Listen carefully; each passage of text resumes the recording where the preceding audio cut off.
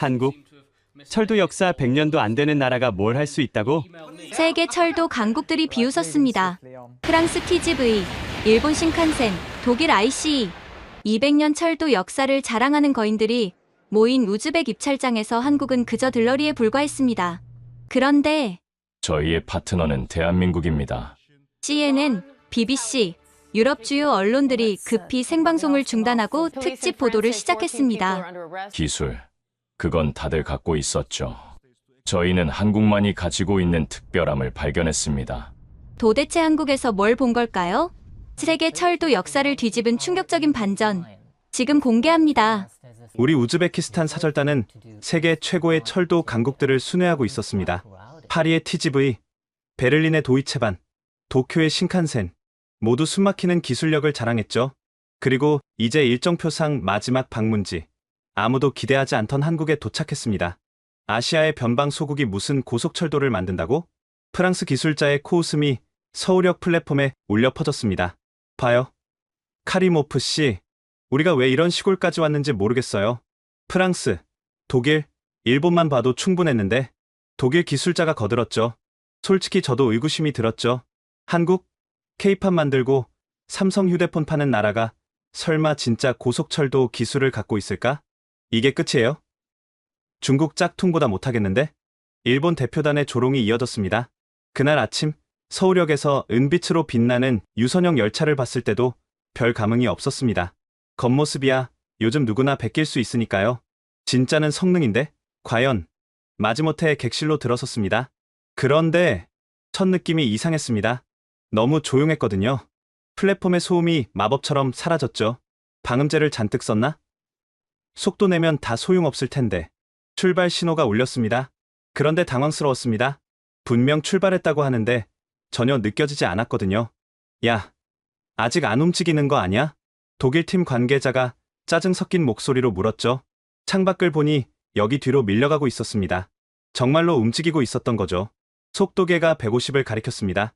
그런데도 흔들림이 거의 없었죠. 운이 좋은가? 직선 구간이라 그런가? 200, 250. 제 앞 테이블 위에 커피잔은 미동도 하지 않았습니다. 이건 말이 안 돼. 프랑스 기술자가 믿을 수 없다는 표정으로 동전을 꺼내 세웠습니다. 300km. 동전은 여전히 서 있었죠. 뭔가 속임수가 있을 거야. 속도계를 조작했거나 그가 자기 휴대폰의 GPS로 속도를 확인했습니다. 정확히 302km였죠. 제길. 어떻게 이게 가능하지? 독일 팀도, 일본 팀도 할 말을 잃었습니다. 특히 일본 팀의 표정이 걸작이었죠. 자존심이 상한 것 같았습니다. 하지만 그 순간 저는 그때 기술적 놀라움보다 다른 무언가를 느꼈습니다. 뭐랄까, 이 열차를 만든 사람들의 마음 같은 것? 아직은 정확히 뭔지 몰랐지만요. 차장이 다가와 정중히 인사했습니다. 완벽한 영어였지만 그 미소는 언어를 넘어서는 따뜻함이 있었죠. 혹시 불편한 점 있으시면 언제든 말씀해 주세요. 프랑스 TGV에서는 승무원들이 코빼기도 안 보였는데 말이죠. 열차가 부산에 도착했을 때 우리는 모두 조용했습니다. 특히 처음에 가장 무시했던 프랑스 기술자는 완전히 넋이 나간 표정이었죠. 내가 뭘 본 거지? 한국이 이런 기술을 갖고 있었다니. 저는 묘한 예감이 들었습니다. 우리가 이 나라를 완전히 잘못 봤구나. 뭔가 특별한 게 있다고. 안녕하세요. 저는 우즈베키스탄 철도청에서 25년간 일한 수석 엔지니어 아지즈 카리모프입니다. 그때는 몰랐습니다. 며칠 후 박물관에서 우연히 발견하게 될 그 비밀을, 그리고 그것이 우즈베키스탄의 운명을 어떻게 바꿔놓을지를. 모든 건 8개월 전으로 거슬러 올라갑니다. 우즈베키스탄이 왜 새로운 파트너를 찾게 됐는지 그 절박했던 상황부터 들려드려야겠네요. 2016년 겨울, 타슈켄트 중앙역은 축제 분위기였습니다. 중국에서 도입한 고속철도의 첫 운행일, 10,000명의 시민들이 모여 역사적인 순간을 기다리고 있었죠. 저는 기술 총책임자로서 운전실 옆에 서 있었습니다. 3년간의 준비, 수십억 달러의 투자, 모든 게 이 순간을 위한 것이었죠. 그런데 출발 10분 전, 갑자기 계기판에 빨간 불이 들어왔습니다. 시스템 오류? 지금 장난해? 매뉴얼을 찾았지만 모두 중국어였습니다. 번역본? 없었죠. 계약에 없다는 이유로요. 중국 기술자를 불러. 하지만 그들은 베이징에 있었습니다. 화상통화로 연결했지만 그들의 대답은 충격적이었죠. 원격으로는 불가능합니다. 직접 가야 합니다. 지금 만 명이 기다리고 있습니다. 죄송하지만 계약서를 확인하세요.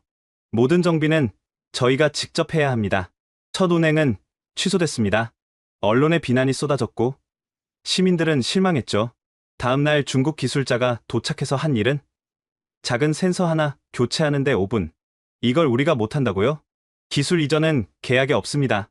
그때 깨달았습니다. 우리는 열차를 산 게 아니라 영원한 종속 계약을 맺은 거였다는 걸. 3년간 악몽이 계속됐습니다. 작은 고장에도 중국 기술자를 불러야 했고 그때마다 며칠씩 운행이 중단됐죠. 정비 비용은 눈덩이처럼 불어났고 정시 운행률은 60%도 안 됐습니다. 가장 치욕적이었던 건 2018년 여름이었습니다. 사막을 달리던 열차에 에어컨이 고장났죠. 영상 45도의 객차 안은 지옥이었습니다. 승객 수십 명이 열사병으로 쓰러졌고요. 중국 측의 답변은 더 충격적이었습니다. 우즈베키스탄의 극한 기후를 고려하지 않은 설계 실수입니다. 전체 시스템을 교체해야 합니다. 비용은 5천만 달러. 설계 실수를 이제 와서 인정한다고요? 그게 싫으면 그냥 타세요. 그들의 오만함에 치가 떨렸습니다. 하지만 우리는 아무것도 할 수 없었죠. 모든 기술이 블랙박스였으니까요. 대통령이 직접 나섰습니다. 더는 이런 굴욕을 참을 수 없다. 진정한 파트너를 찾아라. 그렇게 2019년 국제 입찰이 다시 열렸습니다. 이번엔 달라야 했죠. 단순히 빠른 열차가 아니라 우리가 주인이 될 수 있는 기술이 필요했습니다. 하지만 과연 그런 나라가 있을까요? 기술 강국들은 모두 자신들의 우월함을 앞세워왔는데 2020년 3월 타슈켄트 국제 컨벤션 센터는 긴장감으로 가득했습니다. 세계 철도 산업의 거인들이 모두 모였죠. 프랑스 알스톰은 거대한 부스에 에펠탑 모형과 TGV를 전시했고 독일 지멘스는 정밀한 설계도로 벽을 가득 채웠습니다. 일본은 신칸센의 50년 무사고 신화를 홀로그램으로 보여줬죠. 그런데 구석에 작은 부스가 하나 있었습니다. 한국. 테이블 몇 개에 노트북이 전부였죠. 한국이 왜 여기 있지? KTX. 그거 프랑스 기술 베낀 거 아니야? 솔직히 저도 의아했습니다. 해외 실적도 거의 없는 나라가 어떻게 최종 7개국에 들었을까요? 프레젠테이션이 시작됐습니다. 프랑스가 선두 타자였죠. 신사숙녀 여러분, 우리는 350년의 철도 역사를 가지고 있습니다. TGV는 단순한 기술이 아닙니다. 프랑스의 예술입니다. 라고 프랑스어로 말했습니다. 화려한 영상, 웅장한 음악, 최고 속도 320km, 연간 수송 인원 1억 명. 압도적이었죠. 독일의 차례, 정확성, 독일 엔지니어링의 핵심입니다. IC는 초 단위로 관리됩니다. 고장률 0.001%. 이것이 팩트입니다. 역시 독일다웠습니다. 모든 걸 숫자로 증명했죠. 일본이 나섰습니다. 신칸센. 개통 이래 승객 사망 제로. 평균 지연 36초. 더 설명이 필요합니까? 짧고 강렬했습니다. 안전의 대명사. 그 자체였죠. 중국도 만만치 않았습니다. 세계 최대 고속철도 네트워크. 4만 킬로미터. 그리고 가격. 우리가 최고입니다. 가격표를 보니 정말 다른 나라의 절반이었습니다. 스페인과 캐나다도 각자의 강점을 어필했죠. 모두가 거인이었고 모두가 우즈베키스탄 시장을 원했습니다. 마지막이 한국이었습니다. 김혜원이라는 이름표를 단 여성이 단상에 올랐는데 다른 나라 대표들과는 분위기가 달랐죠. 안녕하세요. 저는 묻고 싶습니다. 열차가 단순히 빨라야 할까요? 아니면 사람을 위해야 할까요? 예상 밖의 시작이었습니다. 한국에는 정이라는 말이 있습니다. 기술로는 설명할 수 없는 사람과 사람 사이의 따뜻함이죠. 저희는 그 정을 담은 열차를 만듭니다. 화면에 사진 하나가 떴습니다. KTX 안에서 할머니가 젊은이에게 뭔가를 나눠주는 모습이었죠. 기술 스펙. 물론 중요합니다. 하지만 더 중요한 건 이겁니다. 우즈베키스탄이 진정한 기술 주권을 갖는 것. 저희는 모든 기술을 공개하겠습니다. 설계도, 소스 코드, 정비 매뉴얼, 모든 것을요. 회의장이 술렁였습니다. 이런 제안은 처음이었으니까요. 우리는 선생이 아닌 파트너가 되고 싶습니다. 함께 배우고 함께 성장하고 싶습니다. 그리고 그녀가 잠시 멈추더니 미소를 지었습니다. 우즈베키스탄과 한국의 인연이 생각보다 깊다는 걸 아시나요? 하지만 그건 직접 오셔서 확인하시길 바랍니다. 프레젠테이션이 끝났습니다. 다른 나라들처럼 박수갈채는 없었지만 묘한 여운이 남았죠. 심사위원장이 일어섰습니다. 최종 결정을 위해 네 개국을 방문하겠습니다. 프랑스, 독일, 일본 그리고 한국. 정말 예상 밖이었습니다.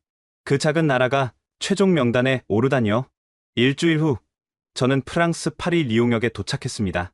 100년 넘은 역사의 중압감이 느껴지는 곳이었습니다. 대리석 기둥, 화려한 샹들리에 모든 게 예술품 같았죠. 봉주르. 환영합니다. 알스톰의 장피에르 이사가 과장된 제스처로 맞았습니다.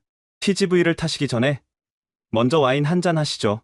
이것이 프랑스식입니다. 오전 10시에 와인이라니. 하지만 거절하면 실례인 것 같아 받았죠. TGV 1등석은 확실히 고급스러웠습니다. 가죽 시트, 개인 테이블, 그리고 계속되는 와인 서비스. 자, 출발합니다. 320km의 예술을 느껴보세요. 부드러운 출발. 창밖의 프랑스 전원 풍경. 낭만적이었죠. 그런데 속도가 200km를 넘자 우웅. 갑자기 굉음이 객실을 채웠습니다.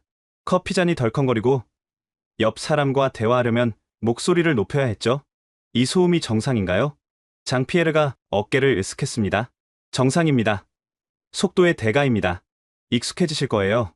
라고 프랑스어로 말했습니다. 2등석도 둘러봤습니다. 충격적이었죠. 좌석 간격은 절반, 소음은 2배. 마치 다른 열차 같았습니다. 왜 2등석은 이렇게 다른가요? 프랑스는 계급의 나라입니다. 각자의 위치에 맞는 서비스를 받는 거죠. 파리에 도착했을 때 15분이나 늦었습니다. 신호 문제였습니다. 파리에서는 자주 있는 일이죠. 세라비라고 프랑스어로 말했습니다. 그들에게는 일상이었지만 저희에게는 실망이었습니다. 기술은 훌륭하지만 뭔가 빠진 느낌이었죠. 다음 방문지는 베를린의 중앙역이었습니다. 유리와 철골의 거대한 구조물이 우리를 압도했습니다. 모든 게 계산된 듯 정확했죠. 구텐 탁. 정확히 오셨습니다. 지멘스의 한스 밀러 박사가 시계를 확인하며 인사했습니다. 우리는 9시 15분 30초에 출발합니다. 1초도 틀리지 않습니다. 역시 독일이었죠. IC 열차도 마찬가지였습니다. 모든 게 완벽하게 정돈되어 있었고 먼지 하나 없었습니다. 정확히 9시 15분 30초 열차가 움직였습니다. 속도 100km 도달. 예정보다 0.2초 빠릅니다. 조정하겠습니다. 이런 세밀함이 독일의 힘이었죠. 소음도 프랑스보다 훨씬 적었고 흔들림도 거의 없었습니다. 하지만 뭔가 차가웠습니다. 승무원들은 로봇처럼 정확했지만 미소는 없었죠. 화장실이 어디죠? 차량 뒤쪽, 오른쪽에서 두 번째 문입니다. 사용시간은 최대 5분을 권장합니다. 사용시간까지 정해주다니요. 기술 설명회에서 한스 박사는 자랑스럽게 말했습니다. 모든 부품의 교체 주기가 정확히 계산되어 있습니다. 예를 들어 이 베어링은 정확히 183일 후 교체해야 합니다. 만약 182일째 고장 나면요? 불가능합니다. 우리의 계산은 완벽합니다. 그들의 자신감은 대단했지만 융통성은 없어 보였죠. 미넨에 도착했을 때 정확히 예정 시간이었습니다. 1초의 오차도 없었죠. 기술적으로는 완벽했지만 왠지 숨이 막히는 기분이었습니다. 마지막 방문지인 일본 도쿄역에 도착했습니다. 어마어마한 인파 속에서도 질서정연한 흐름. 이것이 일본이구나 싶었죠. 이라샤이마세. JR 동일본의 다카하시 부장이 90도로 인사했습니다. 우리도 따라 인사했지만 어색하기만 했죠. 신칸센 플랫폼에서 우리는 경이로운 광경을 목격했습니다. 청소 직원들이 일렬로 서서 기다리다가 열차가 멈추자 정확히 7분간 청소를 했죠. 의자 방향 전환, 쓰레기 수거, 바닥 청소, 모든 게 예술이었습니다. 대단하네요. 라고 일본어로 말했습니다. 다카하시 부장이 자랑스럽게 말했지만 저희는 일본어를 못해서 그냥 고개만 끄덕였죠. 신칸센에 올랐습니다. 정말 깨끗했고 정말 조용했습니다. 아니, 너무 조용했죠. 승객들이 전화통화는커녕 속삭임조차 하지 않았습니다. 우리 일행 중 한 명이 과자 봉지를 뜯자 주변에 차가운 시선이 일제히 쏟아졌습니다. 마치 큰 죄를 지은 것 같았죠. 조용히 해주세요. 이것이 일본의 매너입니다. 다카하시 부장의 작은 목소리에도 경고가 담겨 있었습니다. 300km로 달리는 동안 정말 흔들림 하나 없었습니다. 기술적으로는 놀라웠죠. 하지만 그 완벽함이 오히려 부담스러웠습니다. 도쿄에 도착했을 때 다카하시 부장이 자랑스럽게 말했습니다. 오늘도 정시 도착입니다. 신칸센의 연평균 지연은 36초입니다. 기술 설명회에서 더 놀라운 얘기를 들었죠. 운전사가 1분 늦으면 심할서, 5분 늦으면 재교육입니다. 승객이 갑자기 아프면 어떻게 하죠? 그런 일은 일어나지 않도록 관리합니다. 완벽을 추구하는 그들의 시스템은 인상적이었지만 인간적인 유연성은 찾기 어려웠습니다. 그리고 모든 자료가 일본어로만 되어 있어서 기술 이전은 꿈도 꿀 수 없어 보였죠. 도쿄에서 서울까지는 비행기로 2시간. 짧은 거리지만 긴 여정처럼 느껴졌습니다. 프랑스의 오만함, 독일의 차가움, 일본의 경직성을 경험한 후라 솔직히 기대는 없었죠. 한국이 뭘 보여줄 수 있겠어? 동료가 냉소적으로 말했습니다. 그래도 기술 공개한다고 했잖아. 말이야 쉽지. 진짜 핵심 기술을 줄 리가 있나? 인천공항에 도착했을 때 첫 느낌은 편안함이었습니다. 화려하지는 않지만 깔끔했고 무엇보다 모든 안내가 우즈베거로도 되어 있었죠. 어서 오세요. 우즈베키스탄에서 오신 분들이시죠? 한국철도공사 직원이 우즈베거로 인사했습니다. 서툴렀지만 그 노력이 느껴졌죠. 우즈베거를 어떻게? 한 달 전부터 배웠습니다. 아직 많이 부족하지만요. 공항에서 서울역까지 가는 길, 창밖 풍경은 특별할 게 없었습니다.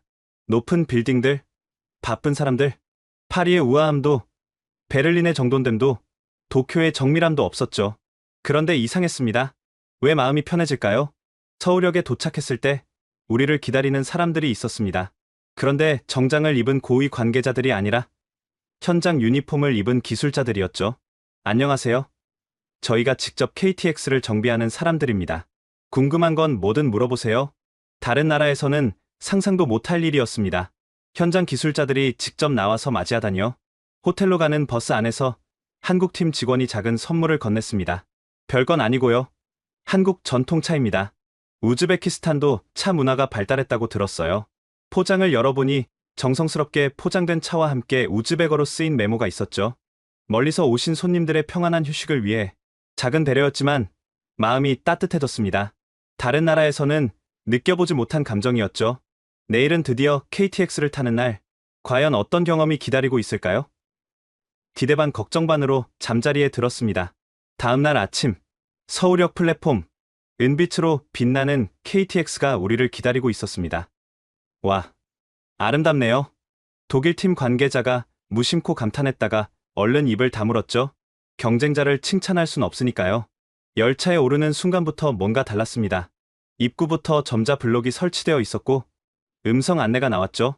그것도 한국어, 영어, 중국어, 일본어 그리고 우즈베거로요. 우즈베거 안내까지 준비하셨네요. 네. 어제 밤새 녹음했습니다. 발음이 이상하면 말씀해 주세요. 객실에 들어서니 또 놀랐습니다. 각 차량마다 휠체어, 공간이 2개씩 있었고 접이식 테이블과 콘센트가 설치되어 있었죠. 일반 좌석도 넓고 편안했습니다. 그리고 시작된 그 놀라운 경험. 출발을 알리는 안내방송이 나왔지만 정말로 출발했는지 의심스러웠습니다. 너무나 부드러웠거든요. 창밖을 보고서야 움직이고 있다는 걸 알았죠. 속도가 올라갔습니다. 100, 150, 200. 그런데 소음이 거의 없었습니다.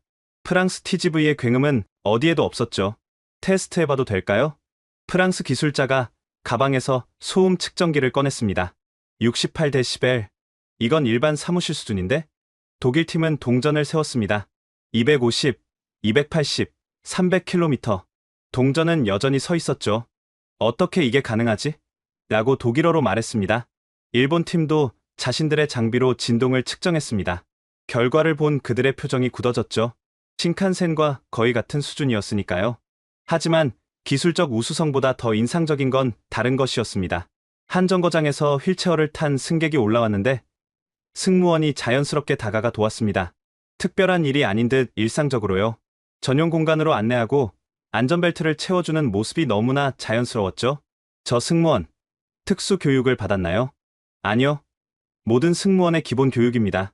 시각장애인 승객도 있었습니다. 안내견과 함께였는데 역시 아무도 특별하게 보지 않았죠. 승무원은 점자 메뉴판을 건네주고 화장실 위치를 친절히 설명했습니다. 일본에서는 사전 예약을 해야 하는데 일본 팀 관계자가 작게 중얼거렸습니다. 가장 놀라운 건 화장실이었습니다. 기저귀 교환대, 어린이용 변기, 장애인용 손잡이, 비상 호출 버튼까지 모든 게 세심하게 배치되어 있었죠. 이 모든 게 표준 사양인가요? 네.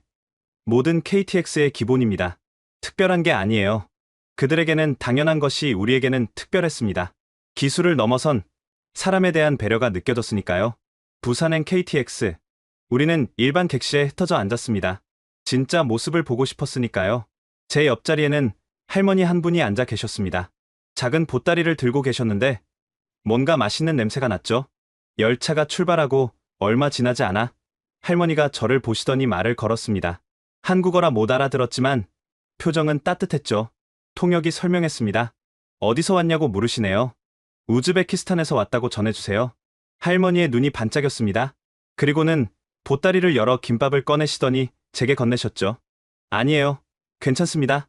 손사래를 쳤지만 할머니는 계속 권하셨습니다. 정은 거절하는 게 아니에요. 멀리서 왔는데 맛이라도 봐요. 통역의 설명에 결국 받을 수밖에 없었죠. 김밥을 한 입 빼어 물었는데 정말 맛있었습니다.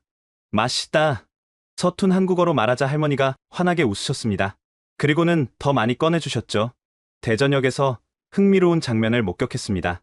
휠체어를 탄 청년이 올라왔는데 통로가 좁아 보였죠. 그런데 놀라운 일이 벌어졌습니다. 앞에 있던 승객들이 자연스럽게 자리를 비켜주고 한 아저씨는 청년의 가방을 들어주었습니다. 승무원이 오기도 전에 이미 모든 게 해결됐죠. 한국에서는 늘 이런가요? 글쎄요. 예전엔 아니었는데 요즘은 많이 좋아졌어요. 청년이 대답했습니다. 영어를 할 줄 아는 분이었죠. 10년 전만 해도 기차 타기가 전쟁이었어요. 지금은 정말 편해졌죠. 그때 놀라운 장면을 또 봤습니다.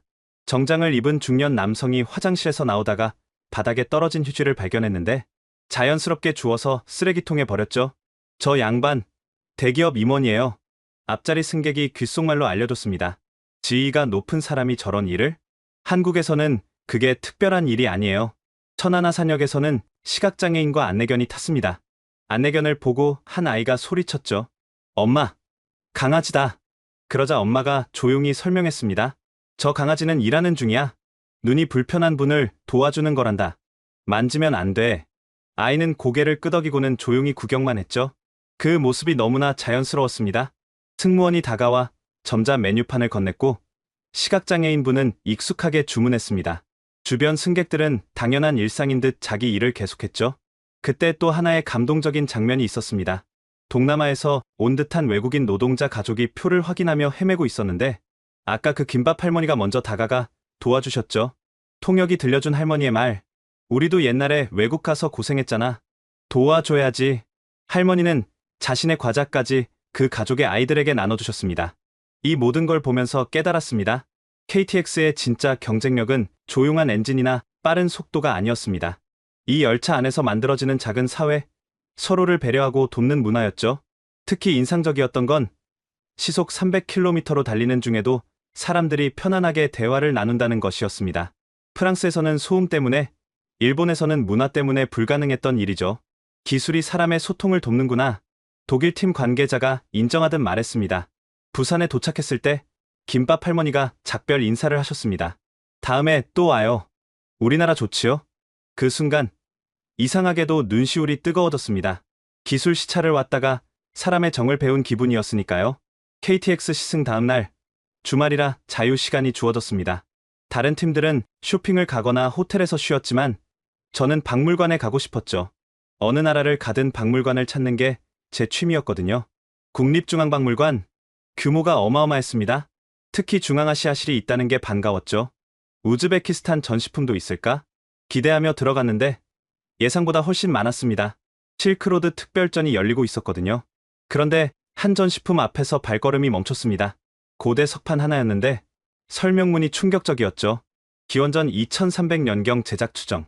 고조선과 중앙아시아 교류를 보여주는 증거, 투르크 민족 이동 이전 시대의 기록. 석판에는 쐐기 문자와 함께 독특한 그림이 새겨져 있었습니다. 하늘에서 내려온 인물이 백성들을 다스리는 모습이었죠. 그때 학예사가 다가왔습니다. 관심 있으신가요? 최근에 해독된 내용이 정말 흥미롭습니다. 해독이 됐다고요? 네. 한국과 카자흐스탄 학자들이 공동 연구했어요. 내용이 놀랍습니다. 학예사가 태블릿을 꺼내 번역문을 보여줬습니다. 하늘의 아들이 동쪽 땅에 나라를 세우고 널리 인간을 이롭게 하라고 가르쳤다. 그의 이름은 순간 심장이 멈추는 듯했습니다. 단군. 그리고 또 다른 이름은 알프 에르통가. 알프 에르통가. 우즈베키스탄의 전설적인 시조였죠. 이게 무슨 말입니까? 최근 DNA 연구로도 입증됐어요. 한국인과 우즈벡인의 유전자 유사성이 예상외로 높거든요. 같은 조상을 둔 것으로 추정됩니다. 머릿속이 하얘졌습니다. 단군왕검과 알프 에르통가가 같은 인물이라니? 더 놀라운 건 이겁니다. 학예사가 다른 자료를 보여줬습니다. 홍익인간, 널리 인간을 이롭게 하라는 단군의 건국이념이죠. 그런데 우즈벡 고대 문헌에도 똑같은 표현이 나옵니다. 할크 파로바르, 백성의 안녕을 최우선으로 하라. 다리에 힘이 풀렸습니다. 벤치에 앉아야 했죠. 갑자기 모든 게 이해됐습니다. 한국이 왜 그토록 기술 공유를 강조했는지, 왜 사람을 먼저 생각하는 기술을 만들었는지.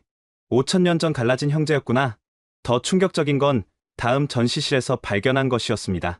고려 시대 기록에 중앙아시아 상인들과의 교류가 상세히 나와 있었는데 그들이 같은 하늘의 자손이라고 불렀다는 거였죠. 탱그리와 단군의 단이 같은 어원입니다. 하늘이라는 뜻이죠. 학예사의 설명이 계속됐지만 더 이상 들리지 않았습니다. 박물관을 나올 때까지 멍한 상태였습니다. 이걸 우즈베키스탄 정부에 어떻게 보고해야 할까? 믿을까? 박물관을 나와서 한참을 걷다가 호텔로 돌아왔습니다. 그때 전화가 왔습니다. 한국 팀이었죠. 박물관에 다녀오셨다고 들었습니다. 내일 기술 브리핑이 있는데 그 전에 잠깐 만나고 싶은데요. 무슨 일이신지 저희도 그 이야기를 하고 싶어서요. 그들도 알고 있었던 걸까요? 이 놀라운 연결고리를? 다음날 아침 한국철도공사 회의실, 김혜원 본부장과 함께 의외의 인물이 기다리고 있었습니다. 안녕하세요. 저는 서울대학교 중앙아시아학과 최원석 교수입니다. 역사학자가 왜 여기에? 의아했죠. 어제 박물관에서 충격받으셨을 것 같아서요. 저희가 좀 더 자세히 설명드리고 싶었습니다. 최 교수가 준비한 자료는 방대했습니다. 사실 한국과 우즈베키스탄의 연결고리는 학계에서 오래전부터 연구되어 왔습니다. 단지 정치적 이유로 공개적으로 다루지 못했을 뿐이죠. 화면에 고대 지도가 나타났습니다. 기원전 2000년경 알타이 산맥 일대에 살던 부족들이 동서로 갈라졌습니다. 동쪽으로 간 이들이 고조선을 세웠고 서쪽으로 간 이들이 투르크 민족의 조상이 되었죠. 그럼 우리가 한 뿌리에서 갈라진 형제 민족입니다. 최 교수가 언어학적 증거들을 제시했습니다. 아타, 우즈벡어로 아버지죠. 한국 고대어로도 아바, 아타였습니다. 탱그리는 하늘, 단군의 단도 하늘. 우연이 아닙니다. 더 놀라운 건 문화적 유사성이었습니다. 우즈베키스탄의 갭이라는 모임 아시죠? 마을 사람들이 모여 서로 돕는 전통. 한국의 개와 똑같습니다. 상부상조의 정신이죠. 김혜원 본부장이 말을 이었습니다. 그래서 저희가 우즈베키스탄 프로젝트에 특별한 마음이 있었습니다. 단순한 비즈니스가 아니라 오래된 가족과의 재회 같았거든요. 하지만 왜 이런 중요한 사실을 프레젠테이션에서 말하지 않았죠? 믿을까요? 감정적 어필로 보일 수 있었겠죠. 그래서 먼저 진정성을 보여드리고 싶었습니다. 그들의 전략이 이제야 이해됐습니다. 기술 공유, 완전한 이전, 파트너십 강조. 모든 게 이 역사적 배경 위에 있었던 거죠. 최 교수가 마지막 자료를 보여줬습니다. 홍익인간과 할크, 파로바르. 두 이념의 공통점이 뭔지 아세요? 위에서 아래로의 시혜가 아니라 모두가 함께 잘 사는 세상을 꿈꾼다는 겁니다. 그래서 KTX에 장애인도, 노인도, 외국인도 모두가 편하게 이용할 수 있는 열차. 그게 홍익인간의 현대적 구현입니다. 갑자기 어제 본 할머니의 김밥이 떠올랐습니다. 낯선 외국인에게 건넨 그 따뜻함도 같은 맥락이었을까요?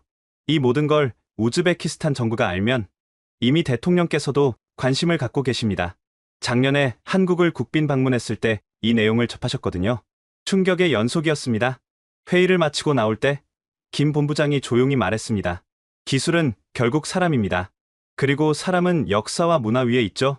우리가 드리고 싶은 건 단순한 고속철도가 아닙니다. 5,000년을 이어온 정신을 현대 기술로 구현한 것입니다. 호텔로 돌아오는 길, 머릿속이 복잡했습니다. 이 엄청난 사실을 어떻게 보고해야 할까? 그리고 정말로 우리가 한국을 선택한다면 그것은 단순한 기술 도입이 아니라 역사적 재해가 되는 걸까?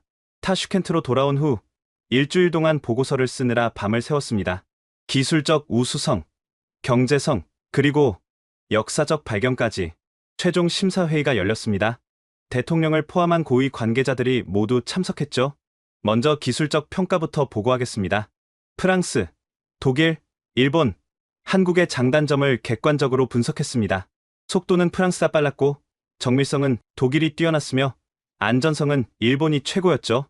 한국은 균형이 잘 잡혀 있었습니다. 그런데 결정적 차이가 있었습니다. 화면에 비교표를 띄웠습니다. 기술 이전 범위입니다. 프랑스와 독일은 운영 기술만, 일본은 정비 매뉴얼 일부만 제공합니다. 하지만 한국은 모든 것, 설계도, 소스 코드, 제작 기술까지. 회의장이 술렁였습니다. 재무부 장관이 물었죠. 가격은요? 중국보다는 비싸지만 유럽이나 일본보다는 저렴합니다. 그리고 기술 이전을 고려하면 장기적으로 가장 경제적입니다.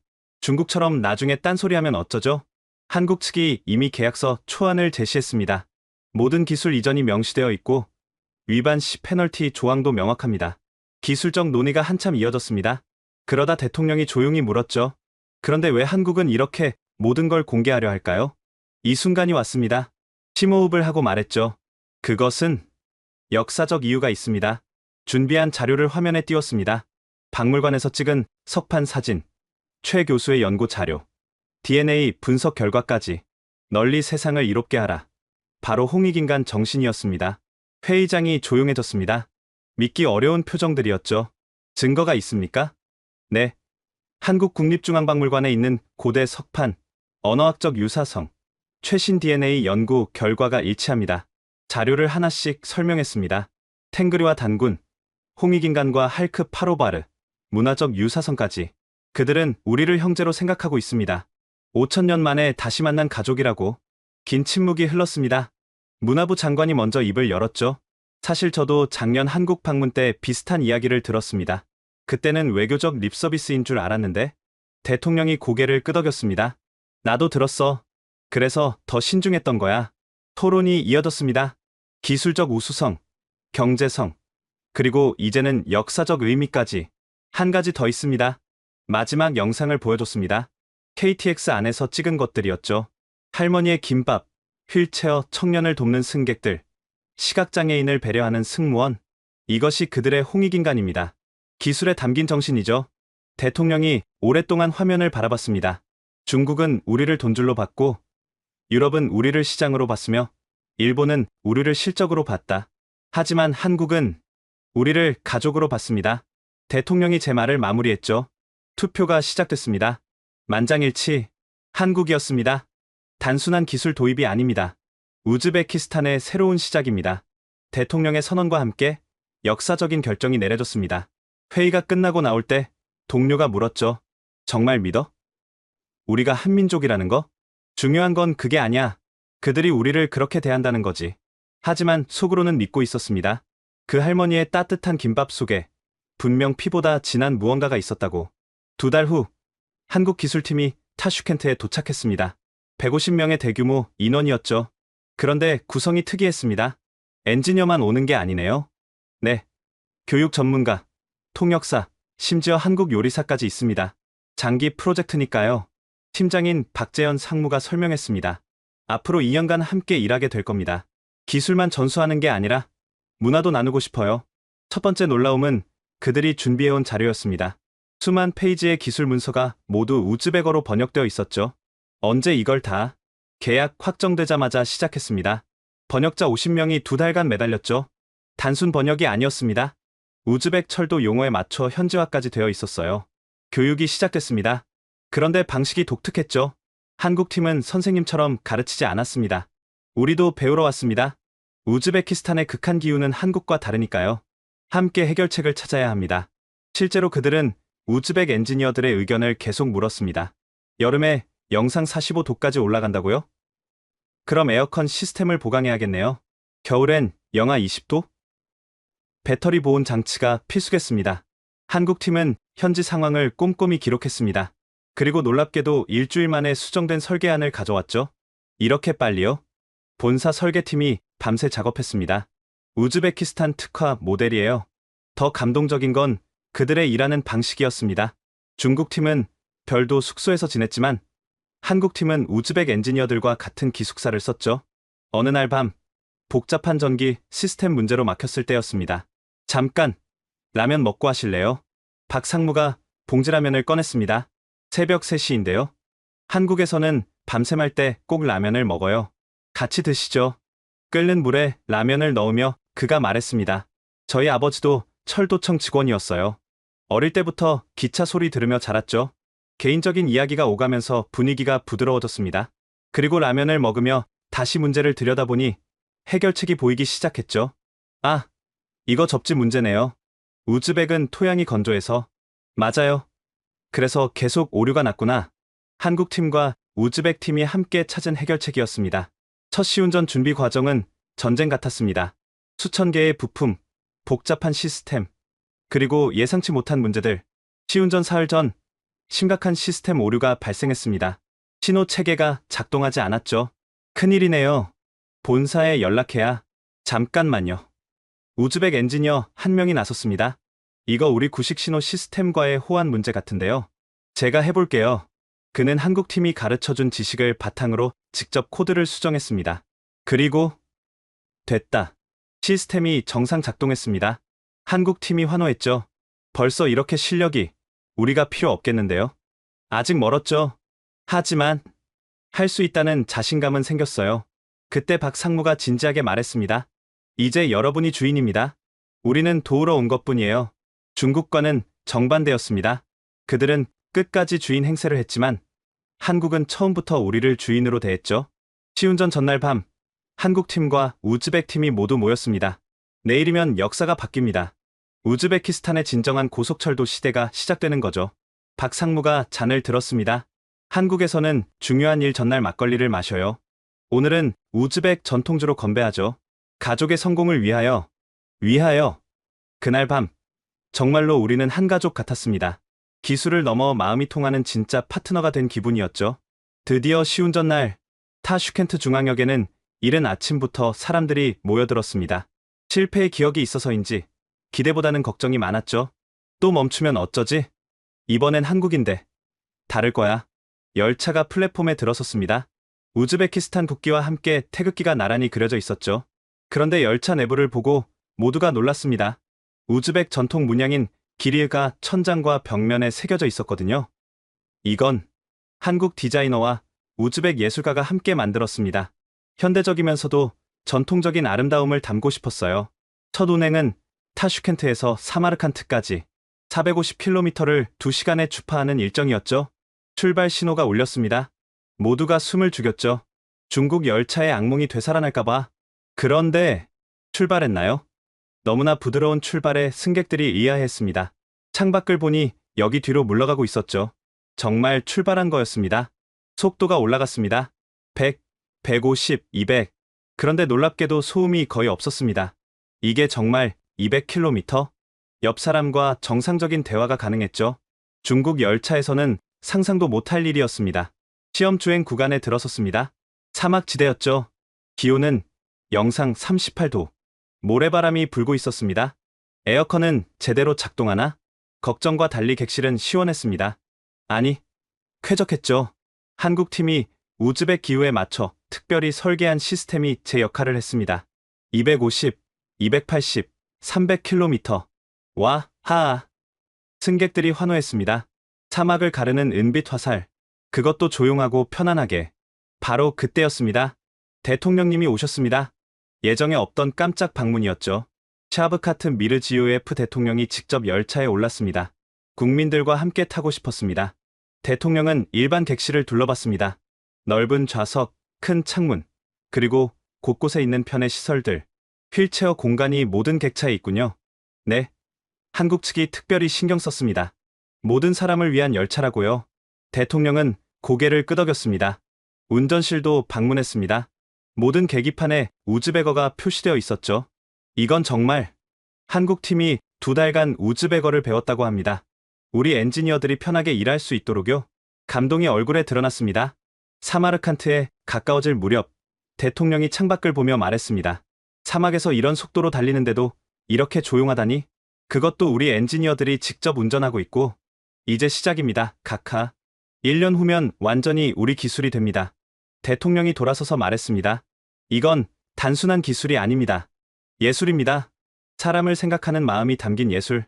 그리고 덧붙였죠. 중국은 우리에게 기계를 팔았지만 한국은 미래를 주었습니다. 사마르칸트에 도착했을 때 플랫폼에는 수천 명의 시민들이 기다리고 있었습니다. 드디어 우리도 진짜 고속철도를 갖게 됐구나. 환호하는 시민들, 그 속에서 한국 팀과 우즈벡 팀이 서로를 껴안았습니다. 박상무가 제게 다가와 말했죠. 이제 시작입니다. 앞으로가 더 중요해요. 그의 눈에는 진심이 담겨 있었습니다. 기술을 팔러 온 사업가가 아니라 형제의 성공을 돕는 가족의 눈빛이었죠. 저녁 축하연에서 대통령이 연설했습니다. 오늘은 단순히 새 열차가 달린 날이 아닙니다. 우즈베키스탄이 기술 독립을 향해 첫 발을 내디딘 역사적인 날입니다. 그리고 한국팀을 바라보며 말했죠. 진정한 친구, 아니 가족을 만났습니다. 감사합니다. 우즈베거로 감사하다는 뜻이었습니다. 그날 밤 사마르칸트의 별빛 아래서 우리는 모두 한 가족이었습니다. 5,000년 만에 다시 만난 기술로 하나 된 가족. 1년 후 타슈켄트 중앙 정비창. 자, 이번엔 직접 해보세요. 한국 기술자가 한 걸음 물러섰습니다. 이제 우즈벡 엔지니어가 직접 주요 부품을 교체하는 날이었죠. 떨리는 손으로 작업을 시작했지만 곧 안정을 찾았습니다. 1년간의 훈련이 몸에 배어 있었으니까요. 완료. 시스템이 정상 작동했습니다. 이제 정말로 우리가 주인이 된 거였죠. 축하합니다. 이제 여러분이 선생님이에요. 박상무가 악수를 청했습니다. 그 옆에서는 카자흐스탄과 투르크메니스탄에서 온 철도 관계자들이 지켜보고 있었습니다. 우즈베키스탄이 직접 운영한다고요? 네. 이제 우리가 기술을 전수할 차례입니다. 자랑스럽게 대답했죠. 불과 1년 전만 해도 상상할 수 없던 일이었습니다. 한국 팀과의 송별 만찬이 열렸습니다. 1년간 함께 일하며 정말 가족처럼 지냈죠. 김밥 할머니 기억하세요? 박상무가 추억을 떠올렸습니다. 그때 그 김밥이 모든 걸 보여줬죠. 기술은 결국 사람이라는 걸. 다시 그 이야기가 나왔습니다. 부산행 KTX에서 만난 할머니. 낯선 외국인에게 건넨 김밥 한 줄. 그 할머니가 특별한 분이 아니에요. 한국 사람들은 원래 그래요. 정이 많죠. 우즈벡 사람들도 그렇습니다. 그래서 우리가 형제인가 봐요. 모두가 웃었습니다. 하지만 그 웃음 속에는 아쉬움도 있었죠. 공항에서의 작별. 한국 팀이 떠나는 날이었습니다. 꼭 다시 만나요. 이제 진짜 시작이니까. 네. 한국에도 놀러 오세요. 이번엔 제가 김밥 사드릴게요. 포옹하고, 악수하고, 또 포옹했습니다. 눈시울이 붉어진 사람들도 있었죠. 비행기가 떠난 후, 저는 다시 정비창으로 돌아왔습니다. 우리의 KTX가, 아니 이제는 아프로시옵이 된 열차가 서 있었죠. 우즈베거로 찬란한이라는 뜻입니다. 열차를 바라보며 생각했습니다. 단군왕검과 알프 에르통가 5,000년 전 갈라진 형제가 정말로 있었는지는 중요하지 않을지도 모릅니다. 중요한 건 지금 우리가 서로를 형제로 대하고 있다는 것이죠. 기술로 만난 인연이 마음으로 이어졌고 이제는 미래를 함께 만들어가고 있습니다. 휴대폰이 울렸습니다. 박상무의 메시지였죠. 무사히 도착했습니다. 우즈베키스탄 프로젝트는 우리에게도 큰 배움이었어요.